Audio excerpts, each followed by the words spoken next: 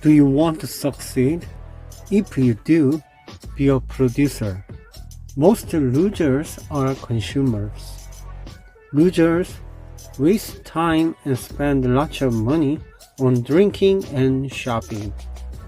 On the other hand, millionaires are producers. They create valuable ideas by reading books, helping others, and writing books. Be a producer. Create ideas that help others. That will be the most valuable thing in your life. The more you produce, the better your life will be. Believe in yourself.